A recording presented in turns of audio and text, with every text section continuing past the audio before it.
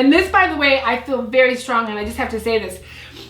I feel like this is not my first time being a medium. I feel like I've done this before. And I think one of the reasons I'm doing it is for her, because she got it from me. And her, in a lot of ways, what Olivia does is so much more broad-ranging and strong. Mine is more straightforward, yours is more broad-reaching. I feel like your journey right now, you're really in an infancy. Like, I don't think this is something that you ever... So it's gonna be, don't get frustrated. And there's going to be so much going on that you're going to have to focus on how to narrow it down, because no one's going to narrow it down for you, just so you know. So right now, it's like this right now, and you're really going to spend your lifetime here with this kind of narrowing it down. And then the next time in the next life when you have it, it's going to be more... Hi, I'm Em! And I'm Liv. Yep, did you forget and I'm your her name? mom. Oh. You have your own name, you're not just my mom. Why wasn't Ray? Actually does things. This is Julie. And we're your Meta Psyckicks! So today, we have 3 mediums that are going to answer questions about what it's like being a medium. So as you can probably imagine, each one of us experiences mediumship differently. So we're going to go through these questions and see how we differentiate from each other mediumship-wise. So, first question. Psychic mediums use things called clairs. Your clairs are your psychic abilities. Em and I have the 6 clairs. You have the 6 clairs, I assume. Yes. Right? Mm-hmm. Great. What is your strongest clairs? Mine is clairsentience. My readings tend to get very emotional, and just as a little sidebar, I do feel that my daughter has inherited that to a degree. I think that her clairsentience is sometimes very strong as well. But I'll let her speak for that. But for me, mine is clairsentience. I really get very little taste and smell. If I get a clair that's referring to taste and smell, then I know that the reading is going to go, so this is going to really amp up, because I do not like taste and smell. When you're dealing with mediumship, you're dealing with the other side. The other side is death. So when I get taste and smell, it's not good. And it's gross. I can taste blood. I get a metally taste first in my mouth, which is blood, because there's iron in blood. But yeah, taste and smell is not. I mean, if it's Grandpa's apple pie or, you know, Aunt Betty's lasagna, bring it. I'm all about the taste and smell, but typically I don't like taste and smell.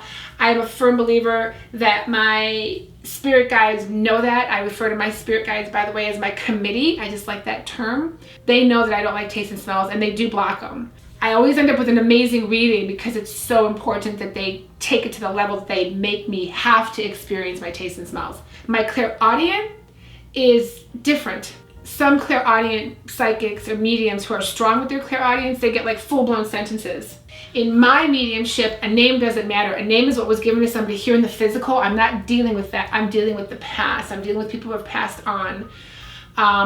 Once in a while, I might get letters of a first name. You know, I might say, well, I've got someone who's got an L name or an R name.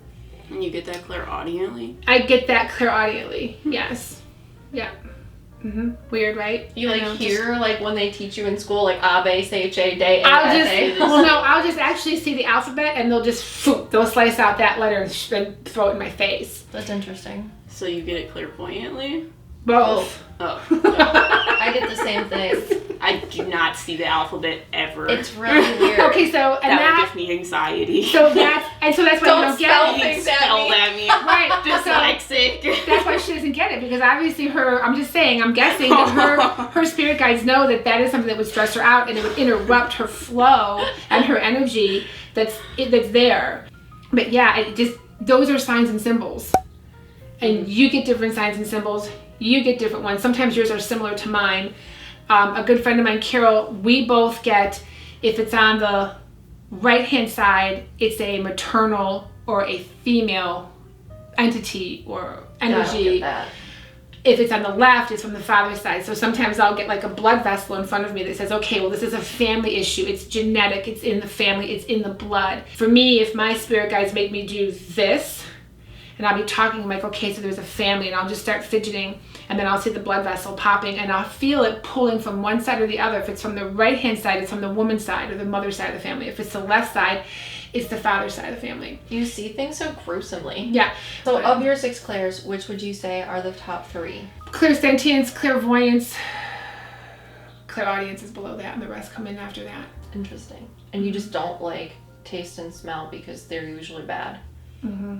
But I do get taste and smell. And that's like your indicator that this reading is very important. Yes, it is extremely important. Actually, it's to the point where it's vital. All right. What is your strongest clairs? Because you have your 6 clairs too. But again, Em and I did have a conversation on Friday at work where my spirit guides were like, you say that your strongest clair is this, but it's just because you're a human. And we help you by giving you that, which we can talk about in the podcast. But to keep it simple, your strongest clairs. My strongest clair is clairaudience, and then it's claircognizance, and then I guess it's clairvoyance. But I am one of those people that get full sentences spoken to me. Yes, and then I will get more information claircognizantly, where I just know it. Can I mention somebody? Doris Straka.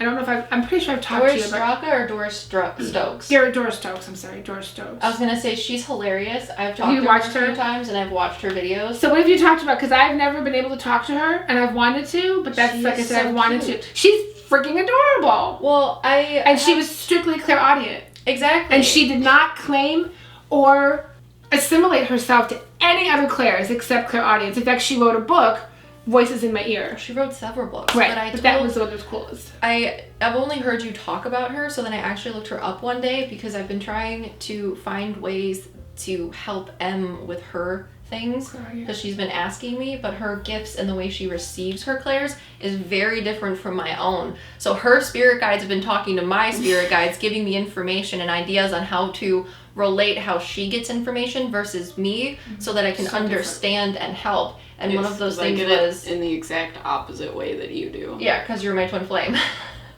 So they were like, tell her about Doris Stokes. She can either read books or watch her actually do readings, because when we watch things, we understand what's going on spiritually with the scenario that we're watching. Well, Em is very similar to her just as an individual. Doris Stokes was very boom, boom, boom. There was no in-between rhetoric. I have a lot of in-between rhetoric. You have in-between rhetoric. She has none. Mm-hmm. It's just point A to point B, and I'm going to get there this way, and that's it. Yeah. And Doris Stokes, when she would do readings in group huge theaters and stuff, she would say, okay, so if I'm referring, this is what I'm referring to the spirit world. I'm referring to people who have passed away. If I say here, here, or here, then that's my psychic side, and I'm telling you this is something that happened, this is something that did happen, this is something that is going to happen. But she's very spatial. And you're a very spatial person. I don't get information like that. And that's clairaudient though, but you're very boom, boom. Well, it's really hard for Emily right now. Spatial. Her spirit guides have helped her. She doesn't understand left and right. I mean as a person, Emily's very quiet. When you say something, it's for a specific reason and that's it. It's very straight on. Particular. Yes. It's because I have claircognizance, so I just know situations, but I have a hard time putting them into words. So we had a reading yesterday, and they were talking about wolves and that one saying about wolves where it's like, you put them out to, what is the saying? Getting thrown to the wolves. Yes. Yeah. I know the saying, but can I say it? No. Yeah, it's hard. But anyways, you talk about her, but I've never actually understood who she was or looked into who she was, just what you've said. So I was watching some of her readings live to try and... Is it cool? Yeah, to try and figure it out, and maybe she would help me understand things for you or answer questions for you or whatever. But yeah, I sent the videos to Em and I was like, you can watch these if you want. They're kind of boring because they're from the 70s or 80s or something. She passed away in 86, I think. Yeah, but it's just interesting because she's super cute. She was answering some questions about me, but she can also answer questions for Em too, but I think she just hasn't yet. But that's fine. Have you talked to Doris? About what? So for me, my strongest clairs, I don't know now because they're changing. I used to think that clairvoyance was my strongest. I still think it is. However, I've been, with Emily, learning more about clairaudience and claircognizance. Clairaudience has gotten a little bit better. However, claircognizance is something that I severely thought that I struggled with, but now they're giving me completely different ways of understanding claircognizance. I think they're just telling you that you get the information, but you don't realize you get it. Exactly. Because it's claircognizance. So we can talk more about clairs later. But personally, as a medium, I think clairvoyance, clairsentience, and clairaudience and claircognizance those are the ones that I think I use the most. But I really don't know. But they change too. Well, Mine are always changing, and sometimes my taste and smell is really strong, depending on the reading that I'm doing. And then other times, I don't even use my clairaudience. I don't even think about it. I honestly don't think about my clairs. I just take what comes in for that particular. That always happens. Like, clairsentience. You always get clairsentience. I always get the feelings. I get a lot of emotions, and that helps me drive my readings. Because for me, I always get clairaudient information. Yeah, and go with that. It just makes it real. And it helps you do what you need to do for the person that you're reading for. How do souls present to you initially during readings? Be more specific. When you sit down to talk to somebody in a reading and they want to speak to somebody, what usually happens first and how does it happen spiritually from the soul's point of view? Or from your point of view looking at the soul or thing that you're talking to? If the person is a believer and they're there with an open heart and an open mind, then they show me something specific about a particular person. Maybe they smoked a cigar. I said, well, there's a man here. I feel like it's from the left side, which is a man's side. Or I can smell a cigar. I can smell cigarette smoke. Did this person smoke? Or I'll say someone just saluted me and they're coming in, but there's somebody behind them. So it's a shuffle of the individuals that are trying to come in. Now, like I said, if that person is in belief of what I do and they accept the messages I'm going to give them, things roll pretty quick. If it's somebody who's not and they're there because they're skeptical and they're trying to call me out, then I actually start asking them questions, and Spirit gives me information that there's no way I could know. They give you the questions. They do. And I call that, what do I call that? A spiritual spanking. That's interesting. Spirit comes in and goes, hey, you better pay attention and you better listen because you're wasting my medium's time. So you get certain aspects about the person that you're talking to who's a soul that your sitter would immediately recognize. Yes, they'll assimilate to. You don't see a full person or a full person saluting. You just see... Sometimes I do, but they're not specific. I just see certain attributes. Right, that I know that they know that person's going to be like, oh my gosh. And then I'll always go back to when I first started this and I had that grandma lady who came in and she was wearing knee highs and the moo-moo. And the little girl was like, I'm like, well, there's a woman here and she's got knee highs on and she's got a moo-moo that comes down to about here and I can see her knee highs, and I described what she was wearing literally from the thigh down. And this 30-some-year-old woman was like, that's my grandma, whatever her name was, Marie or whatever. She goes, oh my God, I loved her. And she went on to tell like 5 or 6 people. She told me exactly what my grandma looked like. She described who, I only described from the knee down. But in her mind, my sitter said to many people, like 15 people, that I described her grandma. To this day, I still couldn't tell what her grandmother looked like because she didn't physically show me. But what she did show me is what this little girl remembered her looking like. That's really and the rest of it she filled in. I didn't have to. That's like when That's the cool thing about mediumship. Talk to animals and they only show me people from the ankle down because that's all they saw. This girl was little, so I saw from the knee down. That's funny. Yeah. Well, so I think it's interesting that when you're with somebody who's skeptical or less open to the information, that you get questions. I wish I could do that because these people like literally don't want me to give them answers, so I just don't get anything. And it's not until halfway through the reading that once they start to like open up a little that I'll get information. Especially, and it's more so these people don't really need information. They just want to see what's going to go on, but they're not open to it, so there isn't anything for them. They're kicking the tires. But I've talked to people that are skeptical that 100% don't believe, but their information that they're getting from the spirit is so important that I don't even have to say anything. I just start speaking at them, and they like fall apart. You get specific characteristics about people, and if people aren't believers, then you get questions for them, which is super cool. Emily, how do souls or spiritual beings present to you initially during readings? I will perceive a spirit that is standing in the room, but I will not see them. I will feel them and hear them. So okay, interesting. Yes. So when is it always both? Yes, it's like at one the same leads time into the other. Okay, which one comes first? If you couldn't see and someone was just standing here, it would sound different, and you would feel a presence of some warm body here. Okay. Now, when you hear them clairaudiently, is it like a voice, or is it that passive echolocation that you do?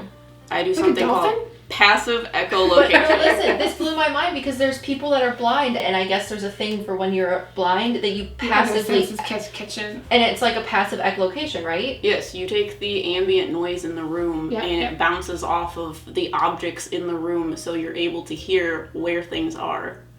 So that's Spatially. what happens when a spirit is standing in the room. With you. Yes. And Okay. then Liv gets sides. They are just wherever. Usually when it's for someone, they'll be standing behind them or near them. And then I'll get more information about them, like visually, but I won't see them because that's a lot, especially if they're a human soul, because I'm like, that's too normal. I'm not seeing that. I'm making that up. So I ask them to show me cartoon characters. So they'll show me cartoon characters that they are like and that they look like, because each cartoon character has a story plot. So that explains who they are to that person, but it also explains how they look to that person as well. So those are the first bits of information that I will get, but I always perceive them in the room first. When I initially get people during readings, I will see them clairvoyantly. Clairvoyance is like the number one at all times. So I will see people in their entirety, but similar to Mom, certain features about their entire presence will be more important than others. So could I tell you, do they those have... features pertain to the reading? I'm just curious. Oh yeah, for sure. Okay. And Because like I had a guy who came in with a beard and a mustache, but his sister was like, no, he was clean shaven. My brother never had a beard and a mustache, but he did, and she didn't know. I had the same thing. And she told me that I had the wrong person, but then eventually she realized it. I had a man where I did a group reading, or I did readings individually for a family, and I didn't know that they were all related until after the fact. It wasn't until like the third person out of the four people in the family that I read that I figured out that they were all related. And this man had a mustache every time he came in. The biggest, most curly cute mustache you've ever seen. And everyone's like, he never had a mustache. But then after the fact, they would email me and say, I found a picture of Uncle so-and-so. And you know what's interesting? And he only had a mustache in this picture. Uncle so-and-so made them see that picture so that they could tell you that you were right. That's what I love about me. I'm sorry, a little tangent, like huge shit. No, but it's that's just so really cool. funny. Because That's a spiritual spanking. And you got to spank them. Sorry. Every single time I would read the next person, they would come back and email me and say, I saw so-and-so with the mustache. Yep. It was just really funny because he's like, I didn't get to have this mustache like my entire life except for this one time, and it was super cool. And that's so what now you I liked. always have my mustache That's because I can. Yep. Wow. But Very cool. I'll see full body people, so I can say he's, you know, a smaller build, a medium build. He has this feature, he has that feature, but 99% of the time associated with that full body sort of clairvoyant information, there will be some sort of memory associated with it. Whether it is a past memory or something that's going on now, they'll show me something. I had a reading once where somebody showed me a place that they used to go when they were alive at a certain season during a certain time of day with a certain other family member that was also passed. And once I explained the area in which this soul was presenting to me, every single aspect of the environment that they manifested and chose to speak to me from was important to my client. Or it'll be a certain memory. My favorite one that I like to use with M is the uncle that I saw, and he was riding on a lawnmower in a backyard, and there was all of these things going around, but I see that, and like certain aspects that he was showing me of that memory, like it's playing like a video, is important to the person I'm talking to. So I'll see people and a memory. It's really cool. I have something else to say. Go for it. Also, if I ignore all of the information, I will physically see them. Ah, that's new. Yeah, but you want to physically see people. I do want to. You've been goading them. But I was just going to say, and that's your spirit guides. You're still in your infancy. Yes. And so they make it real. You guys they're trying to figure out what works best for you, as you are what works best for you as well. So that's that assimilation and that development of your mediumship. And so you have to start putting rules down. I said, I don't want taste and smell. Yeah. And I really had to fight that because for them, it felt like it was the easiest, most straight line. And for me, I was like, I don't want to smell this. I don't want to taste this. Yeah, no, Figure something else out. Show me yourself physically. Right. That sounds great.